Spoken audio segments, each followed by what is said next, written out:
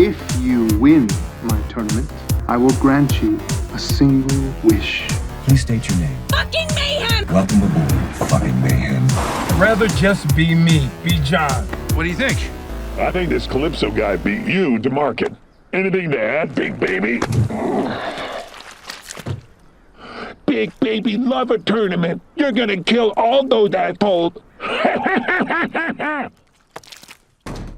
You heard it up top. We're about to compete in a very special episode as we go head to head, bloodbath to bloodbath, use our specials, launch our missiles, take each other on. As we're talking Season 2 Twisted Metal Peacock Zone here on Normies Like Us with your hosts, Sweet Colin. MAYHEM.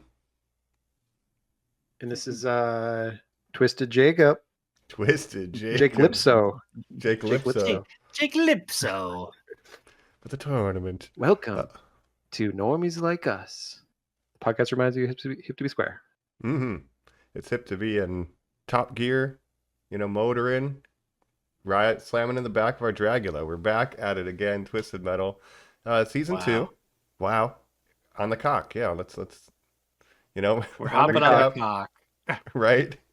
One of the few shows on the the only cock. time of year outside of October where I'm actively hopping on the cock. Do That's I right. care that the you're not Office watching is the, back? Nope. Yeah, you're not watching the Let me paper, stop Colin? you right there. Nope. But I certainly am twisted in, tuning in to Twisted Metal Season 2. Likewise. That's right. It's been a little while since Season 1. Do you guys remember what John Doe, the milkman, delivered to Raven? Do you remember what his final delivery was? It's milk related. He's having to deliver something. I don't remember. Is it a cow? I can't remember. He's risking life and limb to deliver a pint of ice cream to Raven in New San Francisco. And that was That's right. This pull the rug out from under you moment of the Season 1. Old Raven, we should say, but we'll talk about that. We'll talk about that too. We'll talk about that. She got killed off, you could say, by a ghost face, possibly. Oh, maybe. He would fit right into this crew. Absolutely. Yeah. But yeah, Twisted Metal. We probably talked about this on our Season 1 episode. I don't remember, but your guys' history with the game. Like, did you guys play this game when you were a kid and all that?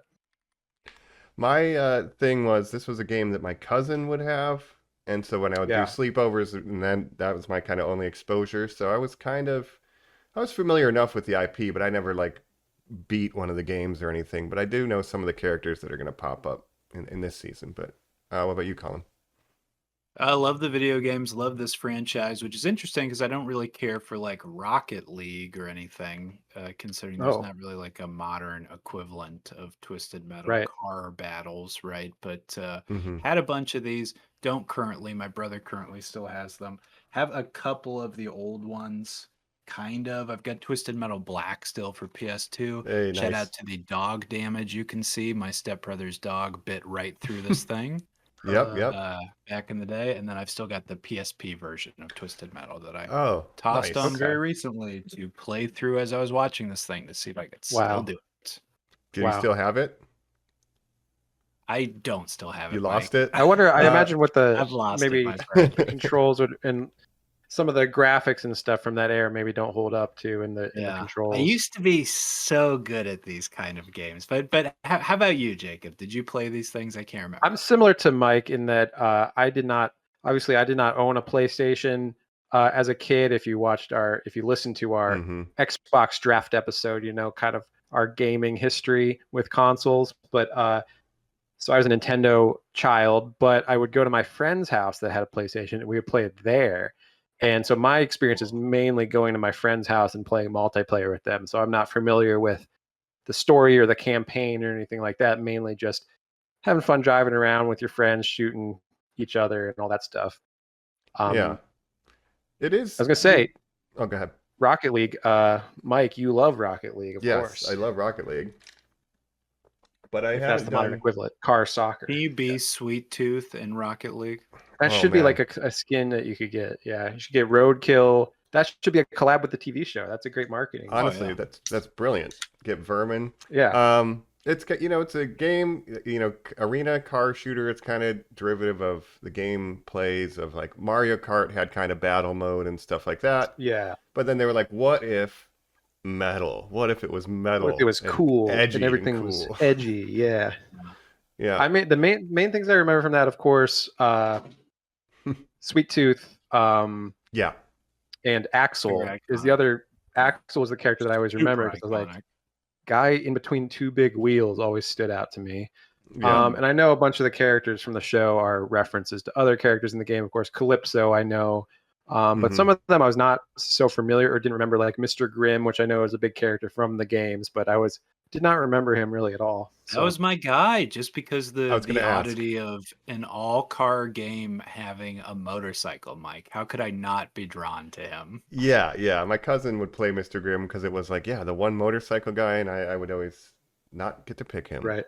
A 1 in defense, maxed out skills and speed and power and all the other stuff. So you'd take one hit and you'd explode and you'd be like, eh. Oh, sure. Hey. I don't remember who I used to play. Maybe I edge. did play as Axel just because I was like, this guy looks freaking awesome. Screaming shirtless black guy. Yeah. And I remember like Mike and Stu, I kind of remember them. I know some of the other doll faces from the game and everything too, and different distinctive Spectre, cars. I remember. We had Outlaw in season 1 was Thomas Hayden Church was Outlaw. It was like a cop car. I remember that. Mm-hmm. But yeah, I would like to go back and play those if I had an emulator or something. Well, I'd like like a new one. They keep since we've recorded our last episode in between this one and that one, they have canceled a game that seemed very battle royale focused, Jacob. And the white whale that they've always chased, which is get the drivers out of the cars. Sure. Here's what they should do. Free to play, online, multiplayer, and you monetize it through microtransactions, skins and things like that, of course, Marvel Rivals style. And then you could have show versions of the skins and everything. You could have throwbacks and all that stuff, but make it free to play and people just battling online. It's just people driving around and shooting each other. So you don't need a story mode. Maybe you could have some cutscenes and things, but otherwise it should just be like you said, battle royale style, online, playing against other cars and things like that.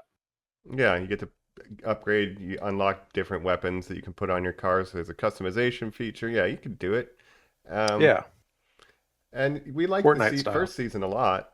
I think we were surprised by it, like how good it actually turned out to be. It almost didn't have any right. And so, I think we were looking forward to season 2. But a game would make sense now that the hype's back. You think it would be a good tie-in with the show. Mm-hmm. But I mean, I don't even know the status of season 3, like if it's going to be renewed. Hopefully it'll be renewed, but if enough people are watching it and everything. I mean, it has good word of mouth, I think. But what do we think about these video game shows like this and Fallout and Last of Us, where it's like, we're based on this thing that doesn't have new games. It's just a thing that we kind of just still need people to be conscious and aware of. I mean, I will say we're in the era where Hollywood is seeming to be like, comic books are kind of on the outs. Video games are on the way in, with things like Mario and, The Last of Us. Fallout was a really well done show. But this one, like we said on season 1, it's just the weirdest property to be like, let's make a show about that. And like, you think there's no way it's going to work. So I don't know what they're thinking, like, but somehow they pulled this off. But we'll see if they do more. I think I'm really worried. Movie in the works.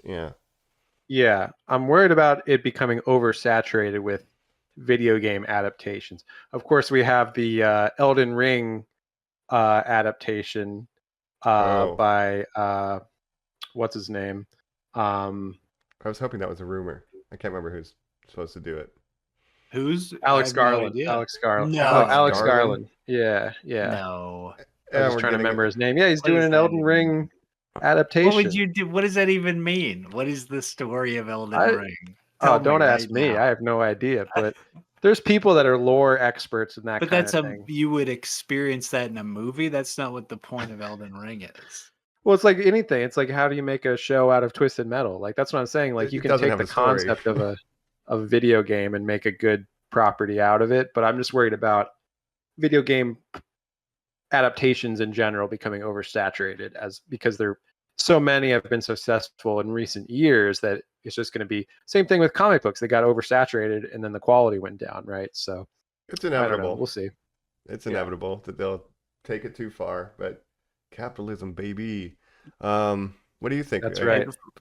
Before we fully jump in, let me ask. There's characters from the video game that have been in since the first video game, where it was Mike and a different character, a character that we'll meet in these episodes that we'll talk about. Then of course it's Mike and Stu. Now we have our own Mike here, Mike. Now let me ask you, Mike. If you were a driver in Twisted Metal and you had to pair up with anyone else to be your co-driver, who would you want in that spot? Who would you want being your other? Obviously, Sweet Tooth, obviously. Oh man, I don't know. Anyone from the show? Anybody from Real World? Oh, anybody from Real World? All right. Life. Yeah. Barack Barack Obama. I think Isabella Merced. Let's do it. We're going on a road trip. Wow. Locking in the post-apocalypse, with your future with Hawk wife. Girl. Right. Just talk about alien Romulus. Just drive around with me. We'll kill people. Yep. Yeah, she's not like Superman. She's willing to kill. So she's Question is, what would you want your car to be, and what would your gimmick be as a driver? Like, would you have some kind of gimmick? Okay. What kind of car? Like, would it be like a? Well, because we do the podcast, I guess my car would be called Hot Mike, and it would have like a sound-based weaponry system. You know, I like that. The big speaker on the top of it. Yeah, he shoots sound waves out. Yeah, there's a character from Twisted Metal 3 called Club Kid, who's like a traditional DJ or like party kid, like tripper, raver, whatever. And he's actually the character who's DJing the prom that they go to in this season, my gosh, which is very funny. But Mike, that's funny. If you had like a Mini Cooper and you were Hot Mike or something. Hot Mike. I love Hot Mike because it's like a pun, Hot Mike, and then also you could be like a hot guy, And I get to like yell into the microphone and the sound wave happens. Yeah. Yeah. Jacob, what would yours be? Any car. I don't know. I can't think of I'm not as quick with the puns or any as the pun master here, but I mean, it could be. You could I would probably I know there was like a hearse, like one of the cars that's in this, or like it's a reference to. There was a car that was like a hearse, and you would drive around in a hearse. That would be kind of cool, and I would be like the Undertaker or something. I'd be the Pundertaker, not the Undertaker, because that's probably a licensed property. Steal the gimmick of a very famous the Dead Man. Yeah. Kip up at a certain point. You'd think I was dead, but then I would kip up. Yeah. I would have this guy Paul Bearer with me. Paul Bearer with the urn. Hell yeah. Oh, it's just funny. How original. What would Colin be? Call me the Dead Man. Mm-hmm. And what would you have, Colin? I would want to do, I don't know, like a cement mixer. Like something like truly ridiculous that would be actually pretty hard to maneuver, but you'd have so much like ramming power. A big truck. I'm the cement guy. Hey, I'm gonna pour on you. I'm the cement guy. And you were like a gross guy with cement all over you. Yeah. Like a clay face. No, you could have spikes on the drum and spin it up when you get close and you knock them away. Yeah, that'd be cool. Definitely. Awesome. Those are all great ideas. Yep. We should write to the makers of the show and say, hey, include our original characters in next season, please. Season 3. You need some new ones. There's a lot of original characters in this one. So I say let's jump in. Let's talk season 2, Twisted Metal, here on Normies Like Us. Hey, I'm Lego Batman. Yep. And if there's one thing I know. One time I saw these Ninja Turtles in New York. Filming them on the news. That's right. All right. Yeah. All of that. We're back. We're talking Will Arnett, Sweet Tooth himself. Mm-hmm. The many roles. Job. The voice of Sweet Tooth. That's right. The voice of Sweet Tooth, of course. Not the body of Important Sweet Tooth. distinction. Senior we love Joe. A Samoa Joe. Shout out. Yeah. Season 2. Here we are. Twisted We're Metal. back with Sweet Tooth. Twisted Metal. All our favorite characters. John Doe, Quiet, the rest, Calypso Stu. and the rest. Stu. We love more. Stu. And many more. We love I Stu. will say, Colin has pitched in the group chat that there's an argument to be made that there's potentially the best 4 minutes of any television program ever made contained within this season. So I'm looking forward to getting into that eventually. But I didn't know it was any show ever made. That's pretty well, time, I would say I of believe. all television of all time. No, Mike's right. Now, Interesting. just of pure television of what television should be. Now, let's jump into first reactions here. Now, we've got this thing coming out. We said it's been a while. It's been, I think, like 2.5 years since it aired, right? Last time we had this, it dropped all at once. Again, we're all surprised to set it up on how much we enjoyed it. Seemed higher quality. We all laughed and said, how do you make a show out of Twisted Metal? What they did in that season 1 was very much what you would assume you'd have to do, which is you can't have a show which is cars just drive around shooting each other. So it will be about those characters getting out, heavily referencing what that game is. And instead, the delight of the first season's finale was a small little setup towards what is this guy Calypso from behind talking about how there's this big game and that Raven has set up this entire, course of actions in season 1 to put John through this sort of like trial to see if he would be a good driver for her to get a wish. And you're like, oh, that sounds a lot like the plot of Twisted Metal. And then the uphill battle that basically this season 2 is that does it cash in on that promise of, is this more like Twisted Metal? I'm excited to hear what your guys' reactions are to this season and those first impressions. Yeah. Well, yeah, of course we do have the actual contest of Twisted Metal in this season.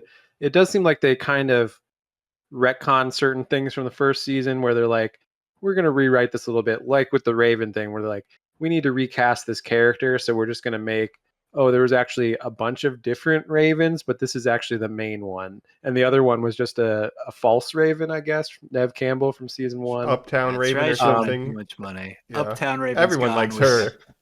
Hattie Guggenheim as the new Raven. And in fact, the first shot of this entire season is a flashback from her point of view, Jacob, as we see teenage Raven set up what inevitably will be her wish. Yes. I don't know. For me, should I say my take on this season, my first impressions? I have maybe more mixed feelings than you guys are, maybe less high on it because I think there's some good when it's good. I really like the good stuff, but I do feel like it kind of there's a lot of filler in this season, and there's a lot of like it's slower than I expected plot wise. If you look at the whole season, it takes them a long time to actually get to the contest, and then there's just some episodes in the middle where I'm like, do we really need to stretch this out? Like, do we need to have a whole prom episode and all this other stuff? And, they're setting up all these different characters, which I appreciate, but I just kind of felt like there was a lot, it could have been condensed more. And I didn't love how, much filler there is, I guess. I'll say that. Okay. But the last couple episodes I did like eventually it won me over. I just was a little more lukewarm on this season. And I don't know. It's got an interesting tone because it's just very kind of goofy, and it's like Fallout if Fallout didn't take itself seriously at all, right? Where there's there's supernatural aspects where you're like, what's going on here? You don't know there's magic aspects, and then there's also just crazy over the top characters like Vermin and Sweet Tooth and all these. Yeah. And some of the characters I cared about less than others, I'll say that, so, but really I like the core of the story, which is John and Quiet and Mayhem, them kind of forming this family unit. Like I like that stuff when it focuses more on that. So gotcha. That's my first hot take. Mike, please. I'm excited to hear if you agree with that or what your thoughts sort of align towards. I mean, I was really looking forward to getting to do the tournament, like the season 1 was kind of just all set up for. And I really like the highs are really high. Like, I think it's a lot of fun. I like the tone because it's like it's literally life and death, but people are just being goofy. Like it walks this weird line tonally that it shouldn't work, but it just somehow does. And it's like really charming. Maybe a little bit long in the middle, I can agree. But at the end of the day, like I'm ready for season 3. Like if they're going to greenlight it, like I enjoyed it overall. So how about you? Yeah. Sometimes the tone works for me, but sometimes it's like it's too goofy where it's like I don't know what to take seriously because it's so over the top. And Yeah. I don't know, Colin, what do you think?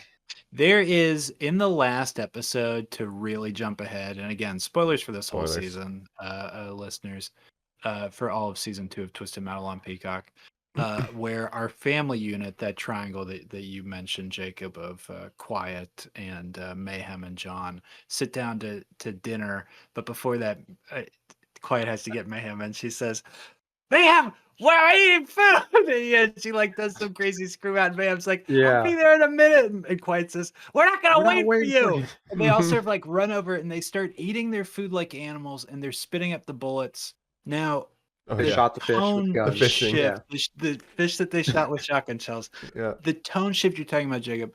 At the end of the day, this is a weird show that never stops its first thought being, these weirdos are in a post-apocalyptic hellscape and they all need to act like weirdos at all times, which I do find admirable, but it makes this show a whiplash to watch.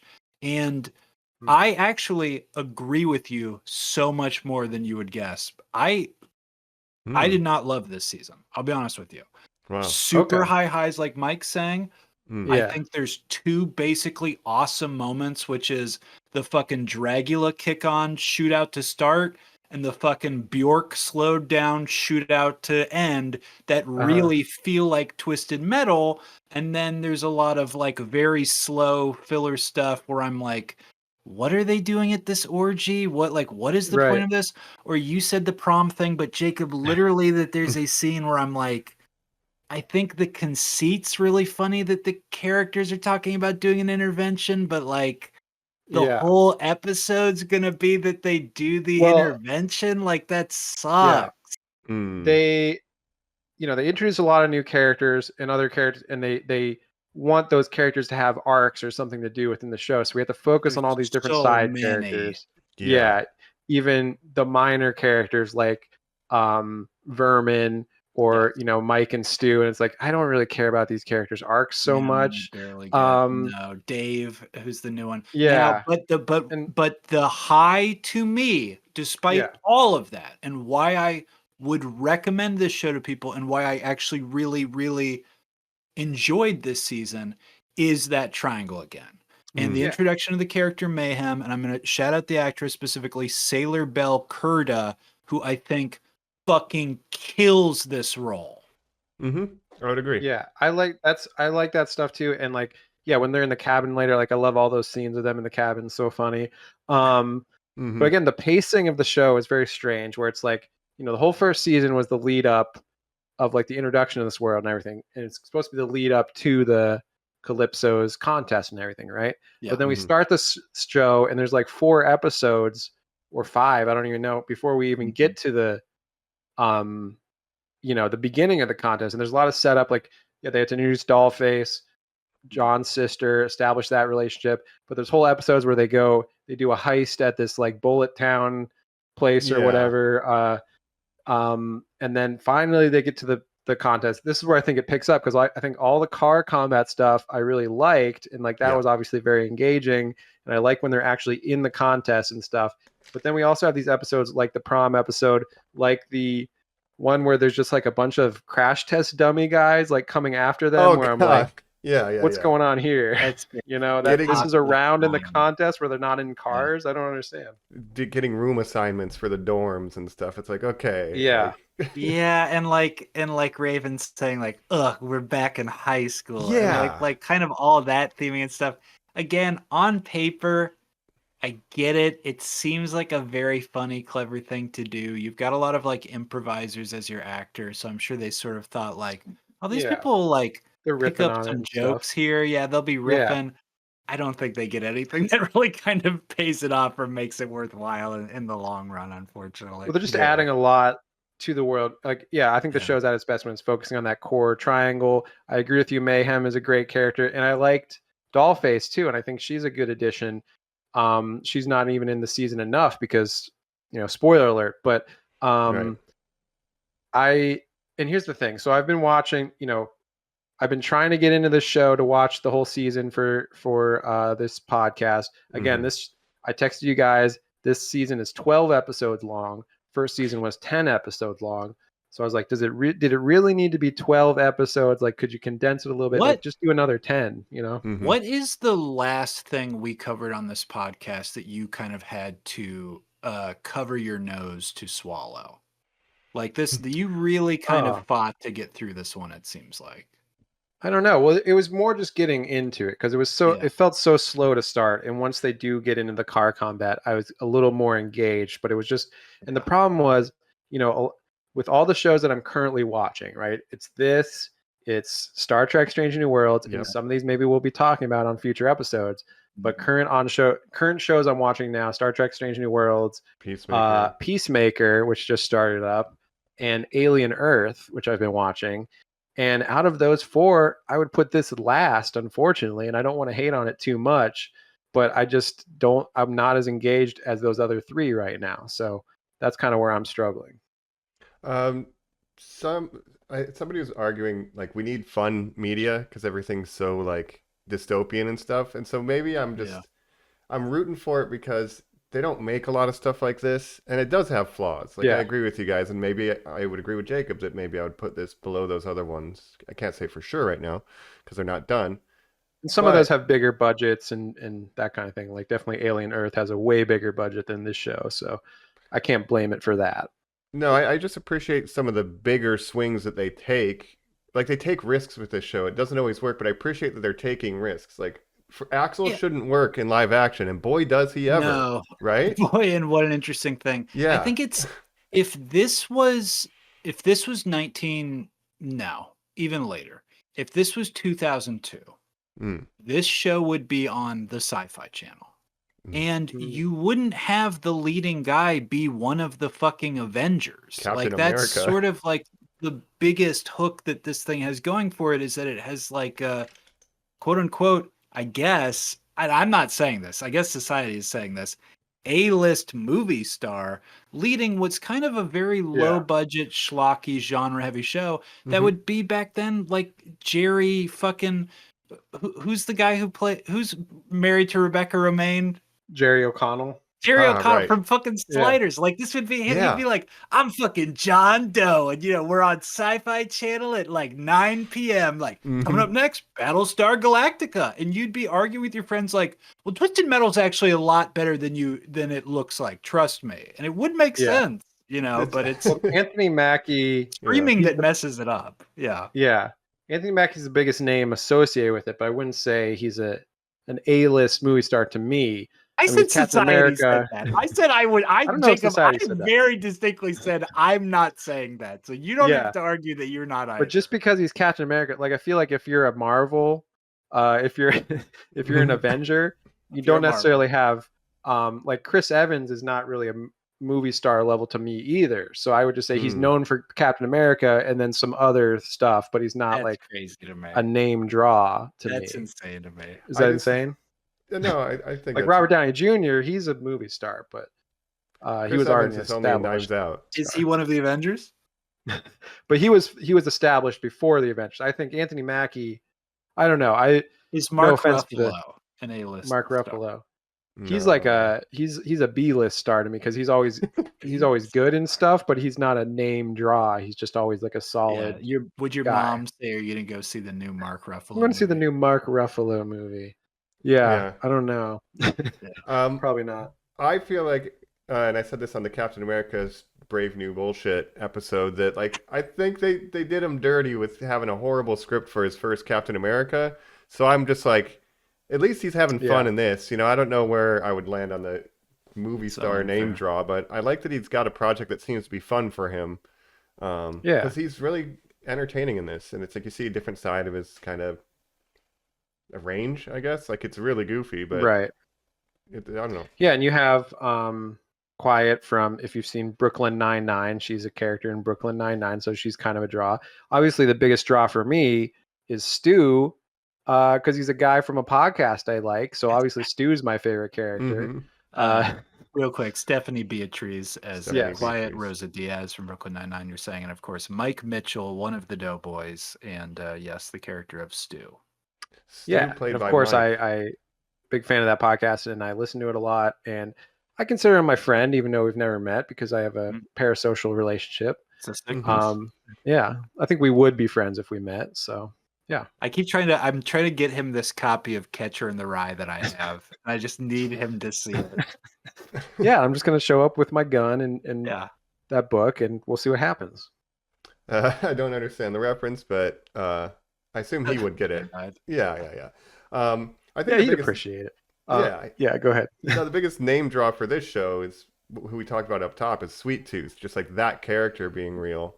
Yeah. For fans of the games at least. And yeah, Will Arnett and Samoa Joe, I was like, why do you need two people? Just let Samoa Joe do it. But then when we saw it happen, it's like, oh, this is a great character. They were doing a great job together to like make Sweet Tooth. Yeah, I think you could let Samoa Joe do the voice and it would still be good. But obviously, Will Arnett is a very established voice actor, so he's got a very distinctive voice too. So I think it works. I don't care about any of that. Great performance from both of them. Back to the writing. Sweet Tooth, the most iconic character from this fucking show. What is his plot this season? Back to Jacob's comment about stretching it out. We get 12 episodes of people basically being like, you can't kill Grimm because ... And he's like, ooh, I'll get you next time. You're like, this is it? This is all he's going to do this season? Yeah. Even the beginning parts. I did like the very beginning when they were like, I'm the most famous killer out here. And then like, oh, have you heard of Big Baby? He's like, who the hell is that? I got to go kill Big Baby. They're like, are you the trash man? Who's the trash man? I got to kill him now. Yeah. So I like that. And then when Stu's like, we could have a tournament and you'll kill all the killers. And then you got beat to market when Calypso makes his announcement. Yeah. I like that. Sounds Him like like, I just want to be famous. But then for him to be like, you can't kill anybody after he's just been killing everybody. It's like, okay, little contriving, but. Yeah. I don't know. Yeah, I mean, to me, I know Sweet Tooth is the most iconic character, but I always felt like Axel was the character I remember the most. Again, because he was just so distinctive looking as a car. And so I'm glad they added him this season. He drinks gasoline. I love everything about this character. I love everything about this guy. Yeah, don't know how he's doing that. I think a lot of these backstories they're sort of just coming up with on the fly. But his whole thing was his dad put him in the machine. In the game. Is basically what they call it. Into the yes, in the game. This is his story. Is that he latches him into this thing with his arms, and that he is, as they say in this thing, a human axle holding the wheels together. So even as a kid, I never understood this, because if you look at it, like his arms aren't in the middle of the wheel, so I don't understand how they're the axles for the wheel. It's not like he's spinning them. Right. It's like he's making the car go fast. Yeah, I don't understand how he works at all. And then he drinks gasoline. He's got a whole isn't the problem with the adapting these games is that like they change the story from game to game too, and they retcon things from previous games a lot. So there's really no established lore. The I mean, you can ending draw of every single one of these games is that Calypso gives you a twist that kills you to your wish. Oh, I wish I could fly. And then Mike and Stu jump off a roof, and Calypso says, you can fly with these 2 tickets to Delta I bought you. Ha ha ha. And, splat. And then he goes, I'm Calypso. Thank you for playing Twisted Metal. And then they're back in Twisted Metal 2 and 3 and 4. None of that shit fucking matters. That's why I don't have any attachments to this. There is no Gamergate sort of bullshit where I'm going to be like, don't you mess up Twisted Metal. Yeah, it's like, who fucking gives it? Just have cars shoot fucking things at each other and fly around. It's great. But I think that's another problem with is that if you kill off characters, obviously they don't want to kill off their best characters, so they're not going to kill Sweet Tooth for real, or they're going to bring Axel back, they're going to bring Dollface back. Obviously there's some kind of twist with that, but I wouldn't be surprised if they bring her back to normal in the next season somehow. So they can't kill off the characters because then they would be dead in the show, right? But I do like there's a reference to Calypso where be careful what you wish for, and then Stu, when he wins in the end, that he kind of gets a twist on his wish, which he ends up in space, which is very funny. Yeah, that's very much like the games. Yeah, when that happened, I was like, oh yeah. Have you guys seen the theory that every single character gets their wish granted? Ooh, no. This sounds like it runs John deep. asks for his sister to come back to life. Oh, sure, She sure. comes back to life as Minion. Yeah. Quiet wishes for the walls to come down. The finale is that the insiders vow to come to the outside to hunt Quiet and John. Right. Okay. Mayhem wishes for a family or a place to belong. Place to be safe. Yeah, and they have the cabin, but then their peace is interrupted by this whole thing at the end. But she has her Mike family wants now, to be somewhere far, far away. He's upstairs. Chucky Right. Floop, driver of Quattro, we'll talk about that in a little bit, wishes to fly. He is thrown out of a window and then drops to his death. Frostbite wishes to feel warmth on her face again. She is killed by having her face jammed down into the treadmill that's turned all the way up, and she gets her like rug burn or road rash or whatever, right? Ooh, Sure. That's pretty cool. Axel wishes What for was something Sweet I can't Juice remember. He just pees in the thing, which is probably the best joke the entire season, is when Stu at the end goes, "You don't remember that this is all for a wish?" He's like, "Wish? What are you guys talking about?" He's like, "No, I don't know anything about that." They're like, "You didn't take any of this seriously." Ravens is to see Kelly again. Okay, and the final thing that she does before she dies yeah. is reach out and see the ghost of Kelly, right? Yeah, then what did Axel wish for? I can't remember. Well, Maybe it's not shown. Obviously his backstory is revealed that like he was taking care of this baby. It turns out the baby is Mayhem, so he's like kind of a father figure to Mayhem, right? And that's his twist. So he wants to protect Raven or Mayhem. Yeah, and he does do that in the end, obviously, in the greatest moment of the show, probably. It's implied that he wants to be reunited with his daughter. I guess they don't say explicitly. That's what I'm reading here. So yeah, I like that theory that everybody does. He was kinda get their reunited. wish. Yeah. Wow. there we go. Beautiful. That's great. That's actually good writing. when it wants to be good, it can be good. Right. I just think it's too stretched out. Yeah, there's some unnecessary stuff that I'm like, why is this in the show? Like, and obviously the show can't just be car battles because obviously that would be way more expensive and everything too, with all the effects and stunts that they have to do, which is all very impressive. Like I think all the car stuff, especially like that lightning round was very cool looking and everything. It's incredible. Yeah. Yeah, like so. It's mixed bag, but overall I still root for this show. Like I want it to do good. I don't want to jump ahead too much, but I do worry what season 3 is going to be because now we got the tournament arc, and now we're not doing we're back on the run. And I kind of preferred when we were doing tournament stuff this season the most. Drag it all out. They should do a new tournament. Yeah, Audis versus. What do you guys think of Raven?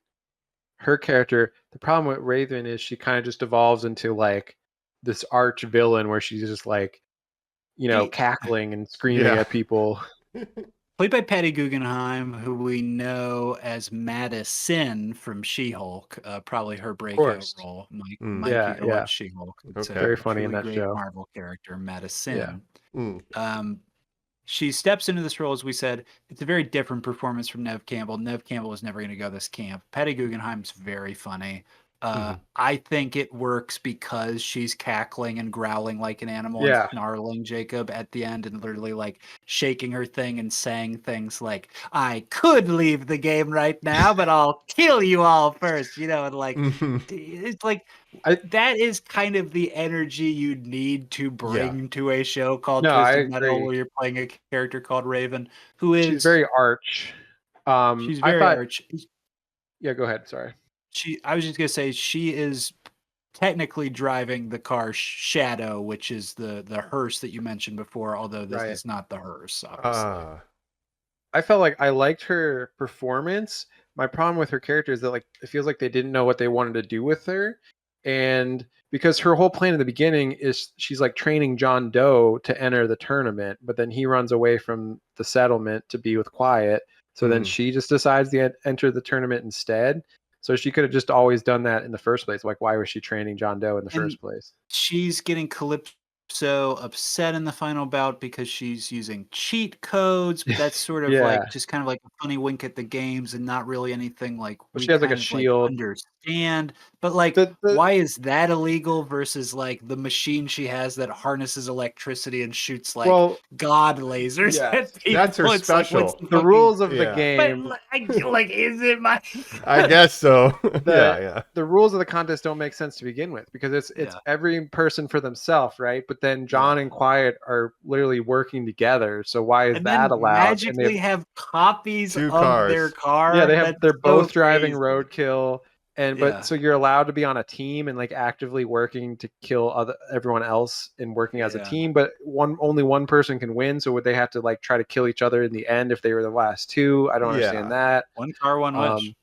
Calypso, he made that very clear. He made that very clear, and he's not running a very tight ship, and his rules don't make sense. You're right. There's a lot of like inconsistencies. Like it's whoever survives moves on, but then it'll be like, oh, Mayhem didn't die. I guess she can tag along, or like your car just crashes. Yeah, and I'll be your gunner. She just says that at the end of like, with one episode left, she like throws it out. You're like, I don't think that's like, and like Stu's riding with Sweet Tooth, and then he switches to riding with Mike, and it's like, it doesn't make any sense. Until we see how Hammerhead operates. Is that how those cars work? Do you have to do the same thing at the same time? When they both have steering wheels. Well, I don't think they're actually driving Hammerhead from like they're the characters that drove Hammerhead in the game, but they're not driving Hammerhead in the show. Isn't that like a monster truck? The car in Twisted Metal that Mike and Stu and Mike and Dave drive is a monster truck. Like a Bigfoot style, huge black monster truck. You're I remember them too. Okay. So now they're just driving a normal car, but they have two steering wheels. They're like, I need you to help steer. But for like a production, like, is it hard to like have a monster truck? Probably, I guess. But is that easier than a guy who's just in between two big wheels? No, that's where the budget for the monster truck went. It went to Axel's rig. Yeah. Right. Yeah, it is. Some of the cars are done better than others, I guess. But they do what they can probably with their budget, but I think let's keep going on more characters. Let's keep going on Vermin because that's someone I actually know whose wish doesn't come true. Lisa Gilroy, an incredible comedian, looking like a little trash human being who wishes that the whole world, all life gets exterminated and bugs take over. She says, bugs. Yeah. So that's her whole thing. Yeah, she's an exterminator, but she actually loves bugs. So I guess that's the twist. Is she's like a bug person. An original character for this, except she's based on a character called Goggle Eyes, which is a bug catcher guy. There was an exterminator character. To exterminate all bugs on Earth. He's not into bugs. He hates bugs. He hates bugs. Okay. Fun twist. Right. Yeah, and a fun character. Gross, but like well performed. I like when they're getting gassed at the props. Like we're being fumigated. Like little shit like that's funny. Yeah. What about Mr. Grimm? How do we feel about Mr. Grimm? Oh, well, obviously another character from the game. Yeah, go ahead. No, I really like their introduction to him when he kills those two guys and then he sucks their souls out of them. And then later when Mayhem sees him do it, there's no magic happening. It's like, oh, this guy's just crazy. I kind of like that because that's the thing is there's supernatural aspects to this show, but you're never sure like what's real or not. So yeah, it's like, is this guy sucking souls out or is he just like delusional? But then it's revealed that he is. Or like with Calypso's magic, it's like very like, oh, he does have some kind of supernatural because he's some kind of like immortal creature from the 1700s, the early days of America or something. So it's kind of all over the place, but I did like Mr. Grimm, like his different voices of all the souls in his body and all that stuff. Totally original. There's no version of Mr. Grimm that's like that. I think this is a really cool way to put in the other personalities that are the other Mr. Grimms. He says some of the names. When you see the tombstone where he sees his father and he says, "Bye, Daddy," and it says Captain Grimm, that's just when in Twisted Metal 4, for some reason they replaced him with a skeleton pirate called Captain Grimm who drove a boat car. No, I don't know why. I don't know why.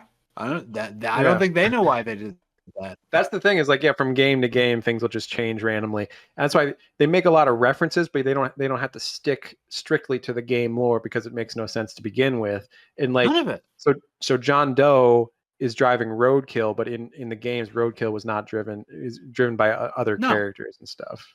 Sometimes it is John Doe. And Jacob, when he's arguing with Quiet, and again, Quiet, an original character. Right. And Mayhem, make an original more character. of these games. Please put both these characters in. Yep. When they're arguing and going like, Boomerang Blast, this must be what it is. And they both don't know what it is. That's because it doesn't make sense. This game, like the world that they're in doesn't make any fucking sense. And again, that's that weird tonal whiplash. Yeah, how do you do it? I heard like Calypso even, like sometimes he's goofy, sometimes he's serious, sometimes, and like he displays every aspect of that throughout different portions of the show where he's more sinister or goofy. Like they're pulling from all the games. I do like when you Calypso, I like the actor Anthony Carrigan, NoHo Hank, Metamorpho, obviously recently in Superman. But I like his flashback when he's Anthony Carrigan. This guy's everywhere. Yeah, he's everywhere. Yeah. But I like his flashback when he's pitching Twisted Metal as a show in the early 2000s. That's a very funny scene. We have this thing called BattleBots. What does that mean? Right. Yeah. Right. I think it's going to be a past. Yeah. But then what actor they say? And Will Smith is in? Wesley Snipes. Wesley likes the idea. Yeah. Yeah. Oh, we have this thing called BattleBots that's very similar. So it's going to be a pass for us. But he's like, the world's not ready. I'll just have to wait till the world's ready for my tournament. It ends. Right. And she says, but then his powers are kind of like, you don't know how strong or weak he is in his supernatural powers, and he can apparently grant people's wishes. But it's like, be careful what you wish for. He has some kind of ironic twist on them. He's got a mysterious wishing well. That he seemed to be born from. Yeah. Yeah. He manifested. I don't know. We don't need to understand all of it. I wonder. We're gonna be all over the place because that's kind of how the show goes. But what was? Yeah. So we see during the final Twisted Metal battle, right? The stadium gets blown up, and then Calypso ends up framing Quiet and John. But like, why them specifically?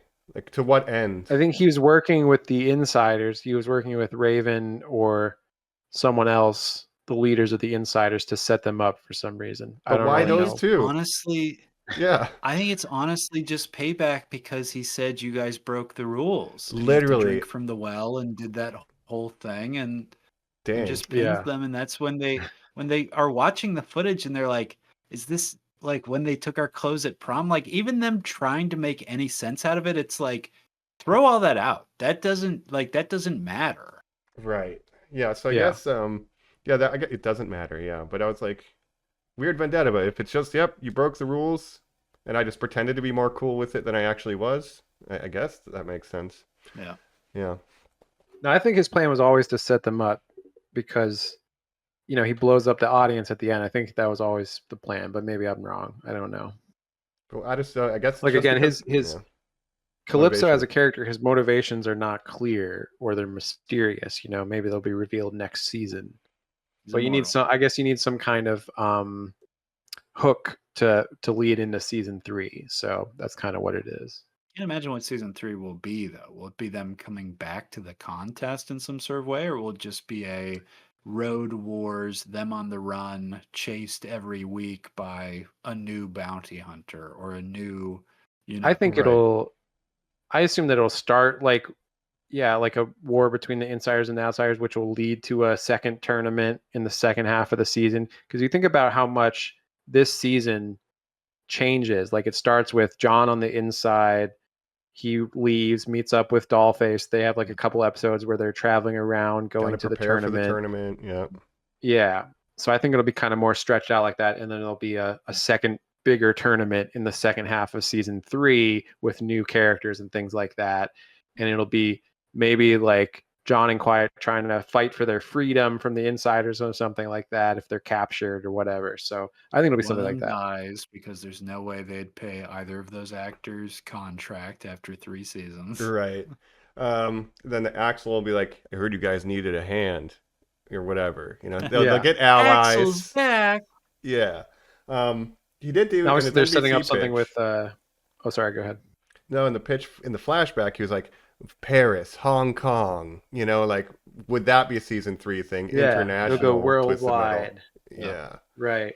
Who knows? They're setting up something I was going to say with Sweet Tooth's dad at the end too, which I guess is another reference because in the game his name is Needles Kane, who is also sometimes an alter ego of Marcus Kane, and then his dad is Charlie Kane or whatever That's what I just got from cursory reading of online Twisted Metal lore.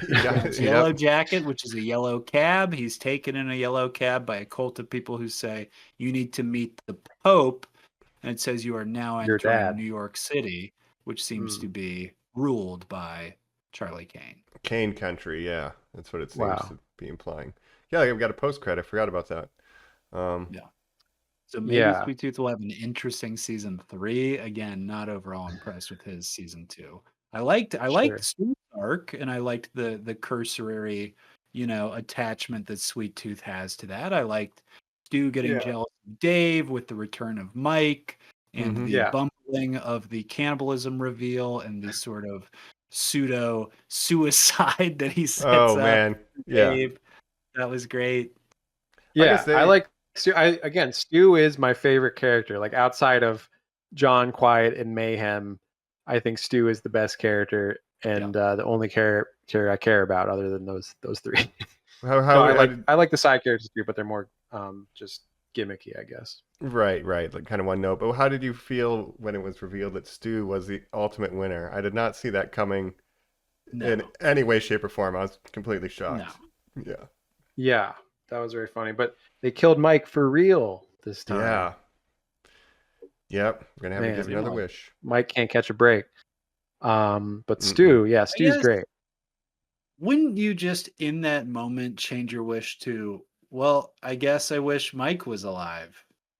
Right. Because how do you specify in his original that? You just have to be really specific in your original wish. Like, I want to be somewhere safe with Mike, who's alive, by the way. And there's no way you can ironically twist this wish around. Food, we have shelter, like all the you'd have to We're not in space, for an hour. Yeah. Yeah, but that's kind of Calypso's thing, is the monkey's paw. He's the best to ever do it. Right. But I like when Stu ends up in the space shuttle. I was like, oh shit, this is Twisted Metal. But then when he shows up at the end, he's like, yeah, I taught myself how to pilot the shuttle and I learned the controls and I set the trajectory and to match this orbit. Now I'm here. I saw the funniest thing people pointed out online when he says, and I started working out in space. I got real buff, and people were like, he's working out in a weightless environment. Right. That was all very funny. I think that I felt like the joke was that like he somehow managed to get back from space, and it's just explained in a very offhand way. Yeah. And I like when he shows up and he's like, "Come with me if you want to not die," which is a very funny twist on Terminator. Fucks up anyways too. Yep. My hero. It has its moments. And I like the episode, by the way, I didn't mention it, but I like the episode where I did like the heist episode where they're doing a heist on the Bullet Town type of place where they're stealing all the weapons and stuff. Sweet Tooth's cape so he can do murders. Yeah, I like that episode too, kind of. Yeah, and the orgy and everything. Yeah. Seeing all the weapons was cool. If we're going all the way back and just kind of talking early stuff, I am forced to ask if you guys have read any Babysitter Club books. I have not, but I like that detail a lot too. Where's 89? Who's Abby? Yeah. There is a Netflix. Doesn't Netflix own that book series? Don't they have like a couple series? I think there was a series or something that was based on those. I've never seen it or read those books. I don't even think my sister owned those books. I don't think we ever had those. So no. Sister didn't know. But I love them as a little plot beat in this. It's just like a payoff at the end when he does get the last one at the 89. place because of a map that he drove. And he'd say, Stu, how'd you get here? You were always talking about that, the cabin in the woods, cabin Everyone in knows the that. mountain, Yeah, we cabin in have the a mountain. drinking game based on Every it. time it brings it up, am I right? And Mayhem goes, "Oh, you're not supposed to tell him about it." Yep. Like I drew this map from memory because you talk about it so much. Yeah. Very funny. And it's as bad as his map. Yep. The cat's a horse. Cat's supposed to be a horse, but I can't draw. Yeah, I can't draw horses. I can't draw horses. Yeah, like there's moments where the funny. show is genuinely really, really funny. It just sometimes It's can great. get lost in Again, the weeds. Stu has all the funniest lines. But the weirdness again that there's a whole 11th episode is the finale to the tournament. This whole season's based around, and then they're like, "Well, we just got to do a whole episode again, out of the cars, no action, basically bottle at the cabin." Yeah. I liked all the cabin stuff when they're like this family unit too, and I like the fishing scene when they're just You like can see all the cost saving stuff. yeah. But they did a lot more car But that's action supposed to be this like their season. happily ever after, but then Yeah. Oh, That's and expensive. what did is you I'm guys think saying. of Minion? What do you guys think? Minion of looked dumb as hell. There's so many versions. So the final boss of the first game, Mhm. Calypso does send out their minion, which is a demon driving like an APV with like a bunch Driving of a like car birds or and driving a stuff. vehicle though. Yeah. Driving just- an actual vehicle. Now Right. by Twisted Metal 3, it is just a robot demon that's like a good size and you're just shooting it. It's not a Power Ranger. Yeah, No. that's what I was gonna say. Like they're just fighting this Power Rangers villain now that Calypso created, and then the reveal of like you pull off its helmet and it's Krista underneath, John's Mhm. sister, Dollface, who's been resurrected as Minion. I was like, what is going on here? I don't even know about this, but maybe it'll be explained more in season 3. Yeah. But yeah, I didn't. The design was weird. It was giving me a like white dragon design from Peacemaker, like the helmet. Yeah. I like that. That's interesting, Mike. Here's what I've noticed. There is this new wave of people and prop makers and armorers who make these ribbed armors, Mhm. right? That sort of go for this musculature flesh tone. Jacob, Yeah. what is the name of that tribe in the first season of Witcher that had those testicle-looking armors? Do you remember? Oh no, I don't Remember in remember. Witcher season 1, it was like the Niflheimers where people were so There's Nilfgaard. fucking Yeah, mad. Nilfgaard. They look it up because I think their season 1 they have this same ribbed testicle looking armor where Right. people hate how it fucking looks, and I don't understand how these people haven't gotten to their mind like, oh, I can 3D print these armors so easily with this dumb like small texture lines, and it looks so fucking cheap and stupid. The only time it's been done right is in Bram Stoker's Dracula, when Eiko Ishioka did But the that's ribbed the armor. OG. That's the OG, Yes. right? This is all Yeah, derivative yeah. and bad. Yeah. No, yeah, that armor looked like because in the Witcher game, like that armor doesn't even look like that. It's just like normal black and I remember armor. that's all anybody was saying was like, they don't even look like that. Like, why would you have made them Yeah. look like this? There's a reference right here. They're like, we don't look at that stuff. We actually don't even like the books or the games. Yeah, F the Witcher Right. show though. Oh. That show is terrible. Other than I'm Bo DeMaio. Superman. Fuck. Other than the main actor like being a good actor for Geralt, like that show kind of sucked, unfortunately. But yeah, this minion looked like we have Dracula at home. Dracula from Timu armor. Yeah. But yeah, it was like, he was like a Power Ranger villain, and then he has like, it also is like super powerful, and it's like they're trying to fight it and nothing's working on it, but it's like, whatever, who cares? Yeah, Get in the damn car. it's bad. Yeah. Get in the car. Shinji. Shinji. Did you guys like Krista before that as Dollface? I personally enjoyed the idea that she was his sister. I was kind of on the outside of the relationship being like, is there going to be a twist this season? Is she going to like betray them? Is she going to be real to not actually be his sister? When that didn't come and she was killed very early, I was very surprised and shocked. Yeah, same. Yeah, it's like she sacrifices herself so they can further continue in the contest, basically. But I felt like, I was like, that is a little soon for a major character to be dying in a sacrificial way like that. But it makes sense that they brought her back, I guess. I don't know why Calypso is creating Minion out of her body or whatever, or what significance John that has. wished that his sister would come back, dog. I guess, He's yeah, I guess so. doing it all because of these dumb little rules. And it's like, again, you're like, how do his powers work? And that, like, sometimes his eyes can glow and he can make the sun eclipse, like with the wave of his hand. Other times he has to, like, be on a computer going, like, okay, I'm uploading the Minion, like, hard drive, like, data while, like, Mayhem, like, watches from behind, like, a server farm, right? You're Right, like, right. what? Yeah. What is going on here? He What are you can doing to her? teleport. Yep. And like, Yeah, what he is his is. ultimate goal, Calypso? Like, what does he want? He just wants to run his contest, Oh yeah. I can't remember what his tournament. Yeah, because he talked to John. I forgot that flashback when he gives him the sodas.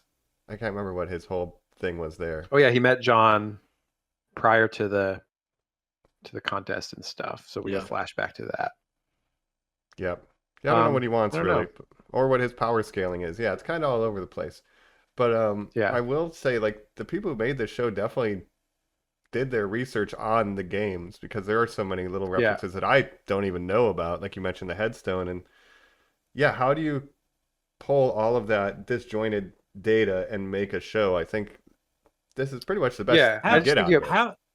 How do you take the car Spectre, which is a white sports car with a blue racing stripe, and instead you make it Quattro in this show, and you make it piloted by Chucky Floop, who is a different driver, and you reference Quattro, which is a futuristic alien time-traveling bounty hunter character who drives a hover bike in a different video game, and then you reference that by having this show car have the license plate HVR BKE hover bike. Whoa.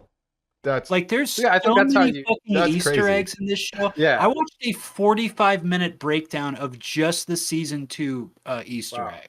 Wow. Yeah, I'm I sure. gotta Yeah, watch that's all that. just the writers being like, yeah, we'll take stuff from the lore, from the games when it makes sense, or when it's like a funny Easter egg, but we're not going to be like religious about We're not the lore slaves. from the video No. games because it's dumb anyways. So we'll just Yeah. take what we want and make up what we want and put it all together, and I think it works that way. Yeah. I like the Quattro. I was like, it is funny that like Mayhem's car just like drives itself, so she doesn't have to drive it. She's Very so like bad. Kit. She's Yeah, bad, Knight yeah. Rider. Yeah, it's a Knight Rider riff. Like, it absolutely is, right? Yeah. And I guess like having the AI is like a future thingy, sort of like that alien bounty hunter. How did Chucky Floop have that? I don't know. He's just Probably like a rich stole guy. it. Yeah. Yeah. But Spectre usually piloted by a ghost, so you can't have that in this. But you can't have the Grim Reaper, I guess. I don't know. Or do we? They should have a Captain Skeleton guy though in season 3.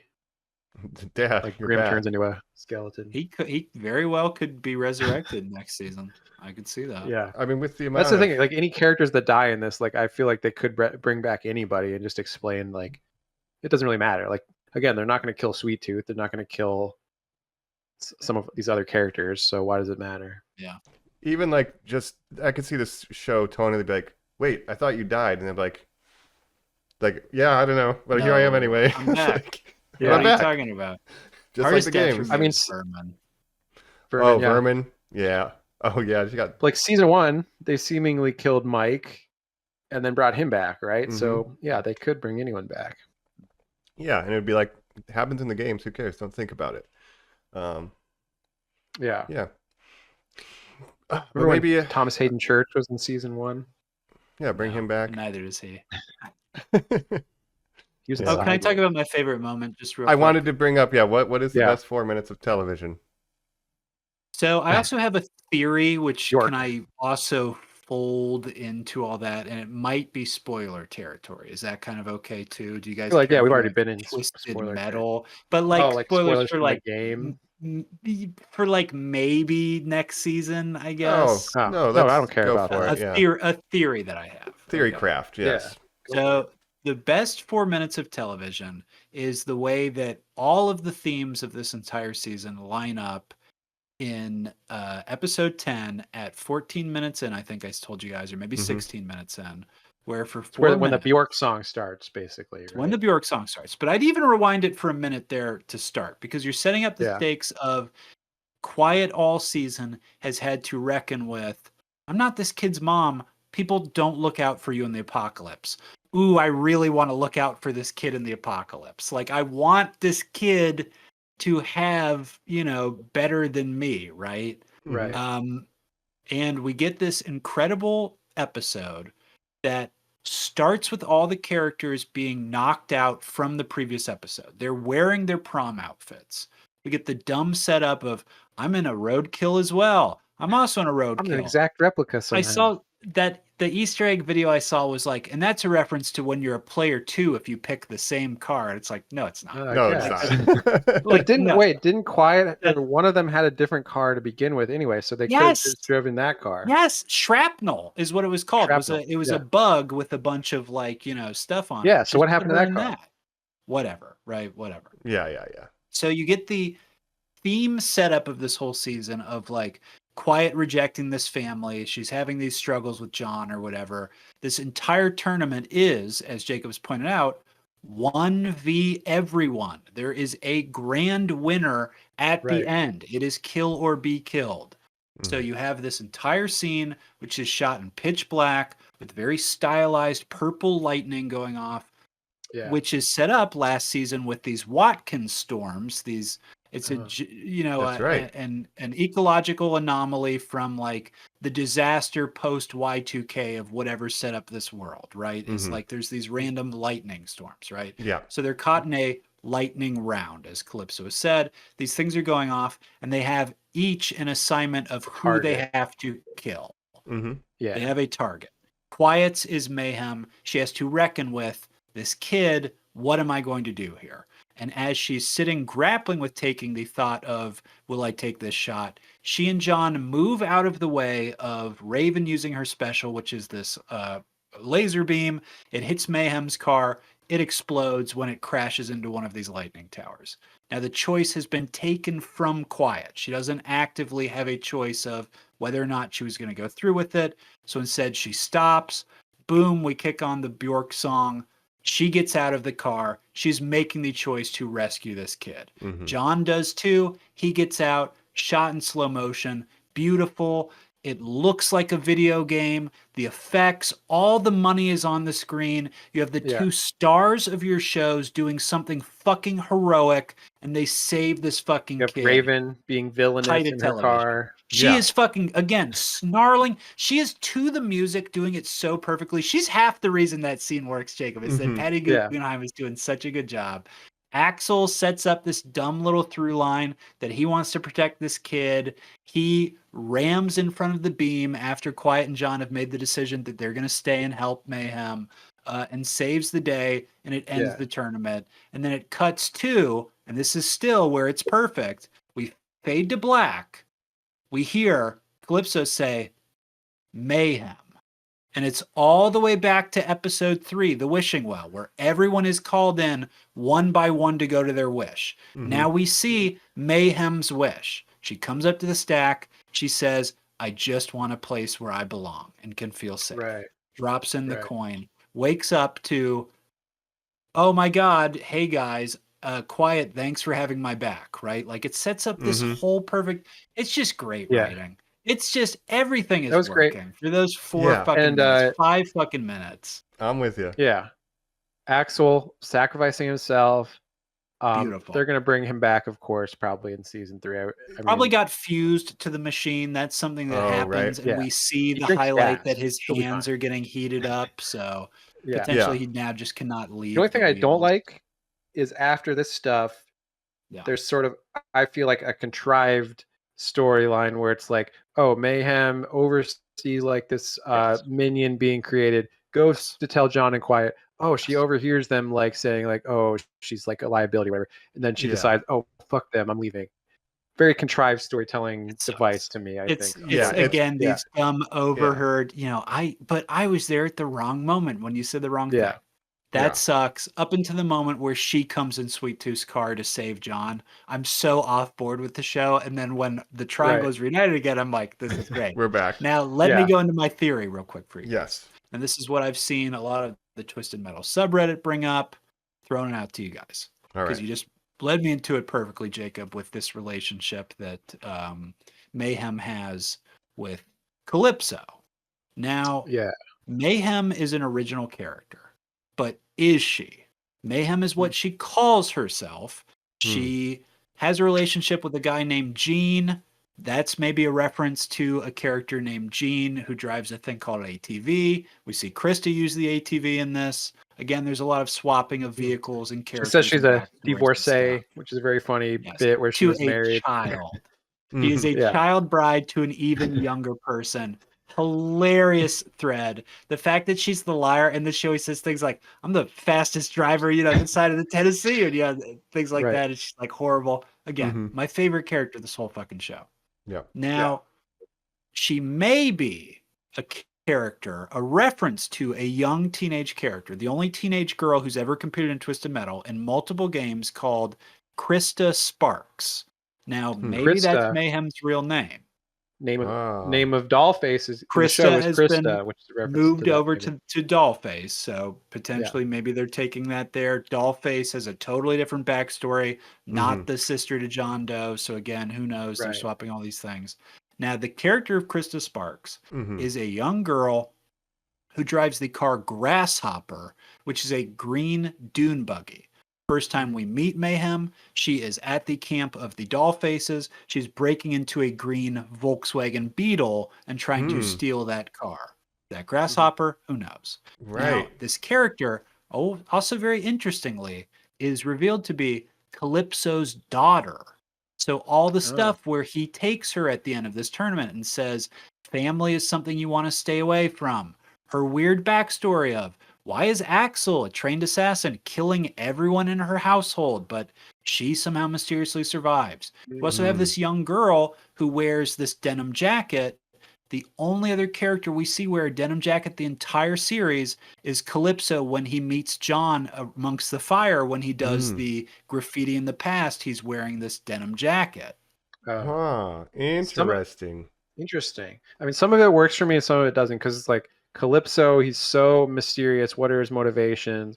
What is his motivation for his relationship with Mayhem? In the end of this, when she's like sitting with him watching the thing and everything, it's like, is he trying to get her like on his side, like turn her against John and Quiet or whatever? But I thought he was going to reveal something. Yeah, it just seemed, it's like going with flow. It's maybe stuff they want to set up later, but it just didn't come off as like, I'm like, what does any of this mean? Like it's not entirely working for me. And obviously, Mayhem could have secret stuff to her character, and I like the Axel stuff, but it's also like he sacrifices himself to protect her, but she's still not aware of like their previous relationship. Like she doesn't know why he's even doing that. He seemed like a really nice guy. I was like that guy. Yeah. He did this whole thing you should know about, I guess. There's a reason you're. Yeah, but again, maybe they're just waiting for season 3 for some of this stuff, but it wasn't always clear to me what was going on with Calypso and Mayhem and all that. Well, if we do have that conversation in season 3, if he's fused to the wheel talking to Mayhem, she goes, why did you kill my family? Because my hands are tied. His hands are fused now. That'll go good. Right. When I rewatched supposedly episode... go ahead. Oh, go ahead. Oh, yeah. Please. Well, I rewatched episode 10 today because I was like, I need to see if I can pinpoint that exact 4-minute spot. I forgot the time code, so I just watched the whole thing. And then I was like, when I saw Axel roll up to sacrifice himself, I'm like, you know what, Colin? Yeah, maybe the best piece of TV is when a man fused to giant wheels who wants to atone for the murder of a child's death and her adoptive family whips in front of a laser beam. I'm like, yep, this is peak television. You're totally right. It's shot by space lightning. Yeah, this is perfect. Yeah. Well, it's not beating Peacemaker. Is acting the shit out of that scene too. She does these huge eyes when Axel gets hits that are like, "What the fuck?" Like she's doing great. Yeah. Yep. No, I like Quiet, and actually, so obviously I've been watching Peacemaker season 2, which I'm very much into. Can't wait to do our episode on that eventually. But there's a lot of similarities between Quiet and character of Amelia Harcourt in Peacemaker. Very similar characters, and they both have like a similar relationship where it's like, John Cena, Peacemaker, is the John Doe of that show basically, and they're both these like tough, badass women who are afraid to like open up and be vulnerable in a relationship. So there's a lot of similarities there. So I guess I'm just very excited to talk about Peacemaker eventually. I'm enjoying that a lot. Not to Which is another kind of talk too much. A little bit goofy, but hyper violent. Like it's not Yeah. unrelated to this genre that we're talking about with Twisted Metal. And it reminds, like, those 4 minutes do kind of remind me of Peacemaker in that they have serious emotional stakes, and I think that's what James Gunn is doing best, where he mixes the goofiness with the serious emotional stuff. So because you buy into the characters, and I think the main triangle of this season, Quiet, John, and Mayhem, when that's going, the show is rocking, and that's like the best scene for it. Yeah. And Stephanie Beatriz, she's doing a really good job, and I only mainly know her from Brooklyn Nine-Nine, where she's playing sort of a different character. So I think she has range that people don't necessarily expect. I think she's good. I think Anthony Mackie's pretty good. I think the whole cast is having a lot of fun with it. So overall, I have mixed feelings overall on the season. I still enjoyed the good stuff is really good, and then there's stuff that's like less good. But I take the bad with the good, and it evens out. Yeah. You realize I can't. So that's what my do they thoughts. say? No, I'm with you. But yeah, I just like the comedy when it hits. Sex is so much better when you do it in a bed. Like yeah. I love when Mayhem finds them later. She's like, oh my god. Oh my god. Right. Yeah. Yeah. All the stuff in the cabin is so much fun. Like the fishing scene where they just start shooting the fish, and he's like, well, of course you're not going to hit anything with that. And they like pick up a fish and like, okay, well, you got lucky or whatever. And then they just all start shooting the fish, and then they're eating the fish later, spitting out bullets. Very funny stuff. Yeah, it's very wholesome. I like when Anthony Mackie was like, "No, we're gonna fish the right way," and then Quiet joins in, and then he's like, "We're just wasting bullets." And then that hard cut of all three of them, like I was like, "Oh, it's perfect." It's peak. But I don't know. That's Twisted Metal. But that's Twisted Metal. Go to final thoughts, maybe. Final thought. Wrap it up. Let's do it. The tournament is over. And we're about to be hunted down by all the innies. So we'll get over to final thoughts. Yeah. The Apocalypse 9. We're back here on Normies Like Us. Our engines are cooling down. Our napalm blasts have been put away. So we're wrapping things up, talking Twisted Metal Season 2. Been very effusive. We've talked a lot about our issues with it as well, but, I just want to go out saying I'm very positive on this show. I looked forward to it coming out. I binged it pretty quickly. I wonder if it got hurt by the binging process not being readily available, that it was weekly. But Jacob, you did binge it, and you hated it. I kind of had the opposite problem where, I was struggling to get into it. And again, there's other shows that I'm watching that are taking my time. Because that's a lot of different current shows to be like keep up with week to week. And, I'm watching Star Trek Strange New Worlds. Those are an hour long. Yeah. Alien Earth's an hour long. Peacemaker, like they're all longer. So I'm like, and anytime I was about to watch some TV or something, I'm like, do I want to turn on Twisted Metal or do I want to turn on one of these other shows? And I always would choose the other show. So it just took me a little to get into it. And then after the first couple episodes, I'm like, it's not bad, but I'm just hoping something happens, So it took me a little while to get into it. And then I did have to kind of catch up and watch a bunch of episodes to, make it for this podcast. But the later stuff in the show was better. So like I actually did get more engaged because all the tournament stuff is good. And so I like the last couple of episodes the best. So eventually it did win me over, but I have more mixed feelings on it, I guess, than season 1. But I'm still on board for, season 3, continuing to watch the show. Hopefully it gets renewed and everything. I don't know what the status of it is. But I hope it keeps getting made. Peacock claims it's their number 1 original, that it's their most streamed. Well, sure, but what's its competition exactly? The paper, I guess. The paper. I have no idea. The paper just came out, though, so I don't know. I mean, we'll see if that even is a success. That just has the being connected to The Office, I guess, being a spin-off or existing in the world of The Office. So who cares? So any business? Yeah, great. Yeah. Like final thoughts, and of course, important to point out for our viewers here, or for our listeners who aren't our viewers, that you are wearing an awesome John Doe style vest. You do look like a driver in Twisted Metal. You have a spider embroidered on the back. If you put a black mask on, maybe one of the holy men, if you have a demonic baby with you. Yeah, and I could get like. We didn't talk about the holy men this season. The holy men I don't like. I don't like them at all. No, they were kind of annoying, the bit with the baby and everything. Oh, I hated it. The I breastfeeding. preferred in season 1 when it was Jason I like Mantzoukas Jason as the Holy Man. Mantzoukas. Yeah. Yeah. That baby is Jason Mantzoukas reincarnated. But Yeah, yeah, I guess. didn't like their stuff at all. That's from No. Oh, that's Okay. what's Metal Black. Okay. Yeah, he's a demon. And again, Axel drinking Demon. gas. Yeah. Sorry, go ahead. How does I that work don't- exactly? He's it drinking gas. And How guess, is he and not guess what? dying? Also, what you're saying doesn't matter. So It doesn't matter. Yeah. it doesn't There's a whole matter. episode where he has to Who have an cares? intervention about drinking gas. That it isn't even needed. Who gives a shit? It's almost like they waste your time the whole episode. Who cares? Mhm. Yeah. Also, Would you that guys my- be cannibals in the I would be post-apocalypse? And here's No. the other thing. No, I would not. Here's the thing. I would be. That there's even the fact that my favorite episode, the lightning round, Mm-hmm. has the issue that it doesn't have all of our combatants in it. 4 of them, it's got to be like, and you guys, we'll have a mock We're doing trial. some kind of trial because you Dude, broke on the up to yeah. rules. something. So we'll Yeah. just all sit in the well room and, just kind of like shoot around the corner, like keep changing the angle. It's like, sometimes you're just like, I get it. It's so expensive to have.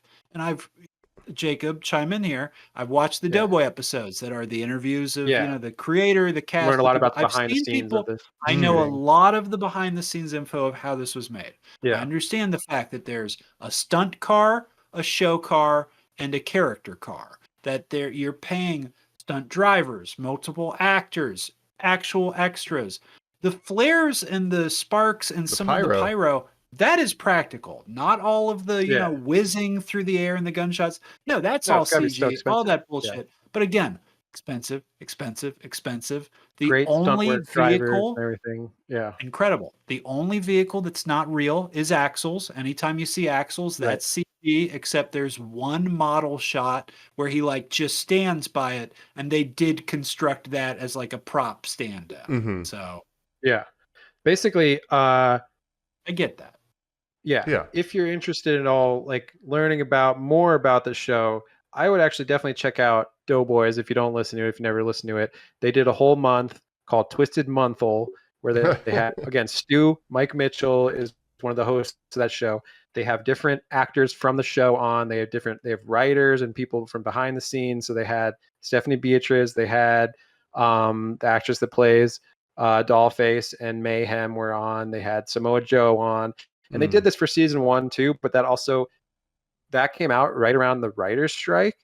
So they weren't allowed to talk about the show at all. But they had the different actors and stuff on their podcast on Doughboys. So they just weren't able to talk about the show because of the writer's strike rules. This time they really go into like what it was like shooting and the writing process. They had like the head writer on one episode. So really interesting stuff. So check out Doughboys if you're interested in Mike, the showrunner of this show, who is one of the primary writers, has written 28 episodes of Cobra Kai are basically his only other credit. So that makes Wow. sense. Yeah, I see a lot of Replace crossover the car shooting with karate. Cobra Kai. And yeah, it makes sense It's now. just- dumb bullshit. Yep. Yeah. Little bits of drama around dumb bullshit. Bullshit. They're both either shows that karate or shouldn't driving. work Yep. as well as they do, right? Yeah. They're both Yeah. premises that shouldn't work, but they do. No, not at all. Yeah, and you're just pitting them all different combinations against each other in combat throughout the season. Yeah. Yeah. No, that's great. Yeah, and I get that it has. Yeah, it's expensive to do all that. I'm impressed by the vehicle work in this season. Like it's really cool. Yeah, So it'll be and they talk about how there's interesting. like a pod driver on top of the vehicle sometimes, but it's like actually driving the car, like when they're in the car and stuff. So they have stunt drivers. And they talk a lot about shooting in the ice cream truck car and like how dangerous it is because there's just like rusty tools and stuff on the walls. You can't see No. it. It's all blind spots. It's a box. Like Right. the fact that we let these people on the street in these things around children. And the ice cream truck, Sweet Tooth truck, is a converted mail truck that they turned into an ice cream truck for the show. So it was a mail truck originally. Yep. So there's Is there a interesting mailman in the fact there. games? I don't There believe should be. so. Because There should be more It gimmick should just be called characters, Postal, yeah. right? Like it was that era. Yeah, Right. there absolutely is. Shout out to, I don't remember if you remember in season 1, there's that bar John goes to where he meets like Bloody Mary, Mr. Slam, like some of Oh these yeah. like other Oh yeah. characters that I hope they'll bring back because those are actual cars. But there is a guy in that scene, Pizza Boy, who is of course a Mm. pizza delivery driver who just throws like a big pizza cutter is his thing. I would play as him a Yeah. lot. Nice. And we I got like that. Yeah. John Doe was delivering pizza in the beginning of this season. Yeah, he's delivering. I like where he has like the name tag. It's John Doe, like pizza dough. Yes. DOUGH. Yeah. Good, Yeah, that good stuff joke. was kind of funny. He just kept getting a bigger entourage every time he tried to escape. Like it was one dude and there was like 6 dudes and I don't know. Yeah. Very silly. And then I'm literally kind of like rolling my eyes when they're doing the joke of like, well, get in the shower. There might be a bug. You didn't have to take your clothes off, and that they're doing that whole thing. And I'm like, this is kind of dumb. And that it's revealed that he did that to get that guy's clothes. I was like, oh, that is actually pretty good writing. Yeah, and then the guy's in the wet outfit. Yeah. It's like, even the setup of we need to bring all the walls down and then Calypso using that as a way to frame them. Like that was set up early that was always the wish. And so I was like, well, at least you kind of turned it into something clever by the end. So I do appreciate that, even if I don't understand the motivation. Again, it feels like they kind of retconned the Raven from the first season, like her whole motivation. And they're like, actually, Raven's like this whole other different character. But it works, I think. Yeah, I don't know. I want season 3. I want to ask you, I don't know if I would extend it beyond season 3. Like, I feel like we're reaching the limit of what you can do with the premise. How many seasons do we need? And so you need to get season 3 where we're on the run. One more tournament, Calypso, and then we're done. The biggest one ever. Like, is the whole end game of this thing that like somehow they'll fix the world? Like, is that what we're trying to do? I don't think... Bring the walls down. Yeah, I don't think they... I mean, again, it's sort of a classism thing, right? Because the insiders are all the rich elites, and then the outsiders are the rejects of society, right? So it's pitting the outsiders versus the insiders. But like, if they kill Calypso, will they get the power to turn electricity back on? Right. Oh, I don't know. Yeah, I don't know what killing him would... Like, I don't know how you fix anything. I don't know how you fix this. So that's what I mean. Like, I don't know what season 3 is going to do, but I don't know what else you could do beyond... but I agree with you. We kind of need to close the book. Like, yeah. Don't... Maybe. Well, how many seasons did Cobra Kai have? They had like 6 seasons. 8. I mean, if this guy wrote, they're all like 10 episode seasons, and this guy wrote 28 of them. That means he wrote for like 6 of the seasons, dude. So they could extend this premise out a couple, maybe 4 seasons is good. I don't know. I'd be good with 3. Get one giant tournament for all the marbles. Yeah. Cobra Kai, a good example of a show that out of nowhere introduces a new character in one season, and I'm like, oh, actually, Tori's my favorite character. Oh, right. Yeah. Hey, that's a season 3 tournament idea. Cobra Kai, how they kind of changed the tournament format. Like this time, it's teams. You can have a team of drivers against the teams. Yeah. That's something I think most recent game, Cobra Kai Twisted Metal 2013 is all about factions. Sorry to cut you off. So there you go. Yeah. I was gonna say Cobra Kai was great at introducing side characters and then actually making them interesting and giving them like interesting storylines. So you actually care. Like that show had such a huge cast of characters and supporting characters that became really important over time. And it all started with Johnny and Miguel was kind of the core of the show, but then it expanded so much. You have all these side characters, and they didn't all get the best storylines, but you cared about a lot of them. And I think that's something that this show could do. Like it brings back more characters, more game reference characters, more gimmicky characters, whatever. But they could keep expanding the world, and I think that would be interesting. By the end of the season, I'm interested in the main 3: Quiet, John, and Mayhem. I'm interested in Sweet Tooth. I'm interested in Stu. And I'm interested in Axel. So that's 6 characters that I'm like ready to see more from. Yeah. Right. That's so many characters. We'll see what it's a lot. Yeah. And I forgot about Frostbite completely. To want satisfying endings for 6 characters on your show, and that's just the ones that you like, Mike. That's so many characters. But Cobra Kai had like 20 characters by the end. Cobra Kai had 1 million characters. But no, we'll see what season 3 is all about. And did Devin have a big arc at the end of the show, may I ask? She apologized to Kenny for making him poop. Or was she just giving Kenny diarrhea? That's what she did. Yeah, that's her arc. She has to learn how to live She gave up her with the spot fact that for she him. did that and admit the truth. Uh-huh. Yeah. As we Yeah. all had to. We all learned that lesson. Rip Harold, by But they the need way. they need a season similar to like the last season of Cobra Kai, where it's just like we're going all out. We're gonna have we're gonna go to Italy or wherever they went for the big tournament. Seikai Takai. Lucas is back. Twister from season 1 is back. Mama Death. Yeah, all those Bloody Mary, played by Chloe Fineman from SNL. Mm-hmm. Right. She can't come back. Yeah, they need more guest stars, more characters, and just really have a huge blowout tournament and go even bigger. But you probably need a bigger budget. So I don't know what I think the factions is the way to go, so that we don't have to be like, oh no, Mayhem's got to die for this network. It's like, no. Well, that's the thing. Yeah, you have all these characters that obviously bond over the season, and then they're like, well, now you have to like kill each other too. Yeah. So it's the Squid Game issue. Where you're yeah. What did you think was going to happen? It's like, well, right. That's a tone thing too, where it's like we're having these goofy prom adventures, and I'm like, oh yeah, you literally have to murder each other like in 8 hours. Yeah. But we also get things like Vermin saying like, was I a bit? Where I'm like, well, I'm dying laughing that they're referencing She's All That and like all these like teen, movies. Oh yeah. But I'm also like, then the next episode is them all in those clothes driving their cars, killing each other. I'm like, that's so Vermin crazy. and Mr. Grimm, it's whiplash. Yeah. Their side plot of have sex, having sex, and then Mr. Grimm burning Harold, Sweet Tooth best friend. We got to see human form of Harold in his mind. And we got to see, and it's Devon Sawa, Final Destination, Asper himself. So that this is my final recommendation. Just as a Twisted Metal fan, as a video game history archivist, let's say. I don't know if you guys know this. I'll shout them out to our listeners.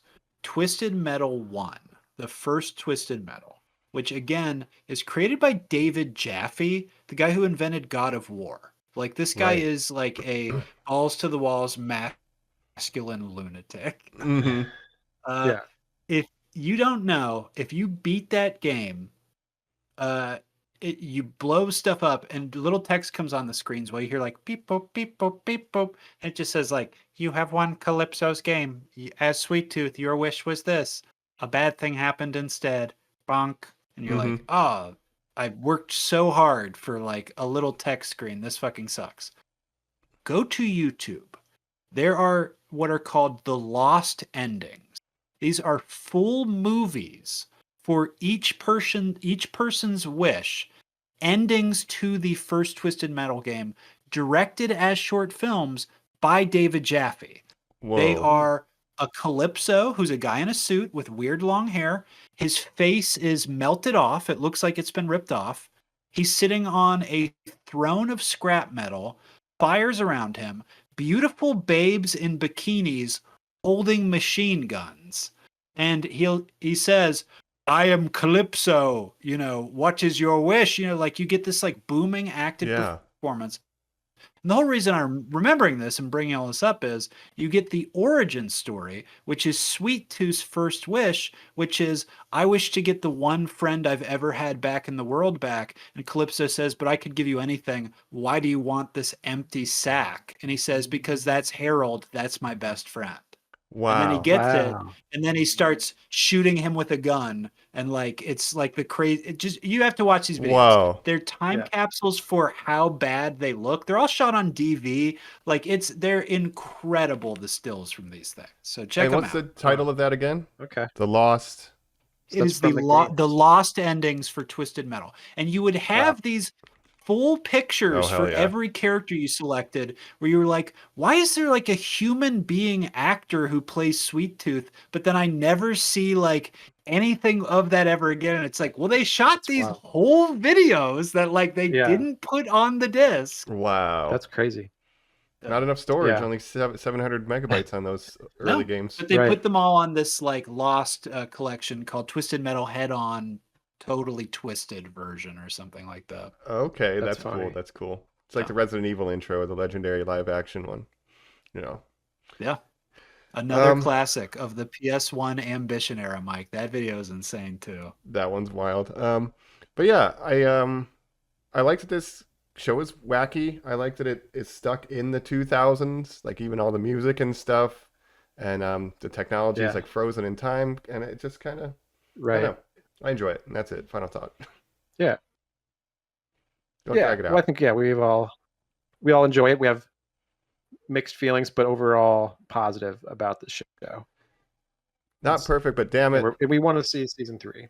Yeah, we like it. Last final thing. What would you wish for, and how would you try to not make it monkey pod? I would wish for $1 billion. Oh, I would wish for there to be no billionaires and wealth to be evenly distributed, and there to be class equality, healthcare. Yep, all Luigi's. Yeah. Oh yeah, I was about to say, sounds like somebody just made parole. Yeah, that's how I would use the classic. I would use the classic loophole. I wish for unlimited wishes. Duh. And then like, what's the number one thing you got to wish for? Yeah. Like, okay, you have that, but then he like shoots you in the head and you're dead. You have unlimited wishes, but also you're dead. Didn't matter. Yeah, it's like, what does it matter? Oh, what a twist. Yeah, he'd really get you. Like you literally have to work in there, like, and you can't fuck me over. Yeah, like you just can't like a bunch of fine print in my wish in clauses. There's no twisting this with your monkey's paw. I get my lawyer. No yeah, I get a good lawyer help me write this ironclad wish. Even if I look over this ironclad wish. Yeah, double check it, triple check it. Even if I said equality and whatever, he would just like delete all humans. Be like, there you go, everybody's equal. Exactly. Yeah. Cool. Right. What do you wish for, Colin? Yeah. God, I don't know. And again, to rules lawyer it. It's like I would wish for invincibility. Like, how do you? And then what? He like puts me at the bottom of the ocean in like a box. He just turns you into like a lump of tungsten or something. Like steel. Jetfire can't melt steel beams, so you're turning into steel. I am Calypso. Thank you for playing Twisted Metal and driving your super dumb little red fit around. Pew, pew, pew, pew, pew. That'd be great. That's right. I just wish you guys listening would like, share, and subscribe to this podcast. I think that's where we really need. I wish for more listeners. That's a great I wish for thank yous to all of our listeners. Mike said, hit us up at normies_like_us on all social media. Rate, review, subscribe, and tell us what you would wish for, what your car would be, what your gimmick would be. We want all that bullshit. Mm-hmm. Yes. Would you indeed slam in the back of your Dragula? Yeah. I like when they Rob played the Zombie Smashing Pumpkins is a character. Is he? Yes, that is cool. At the end. Rob Zombie is an unlockable character in one of the games. And his cool. car is Dragula. Right, which is the monster's car. Like, I love that. Exactly. Yeah. Hey, cool. He made the best Halloween movies. We can all agree on that. All right, that's our podcast. I'm putting this thing in reverse. I'm out of here. Yeah, seriously. We've been your hosts. This is Mr. Colin. Hot Mike. This is Jake Lipso.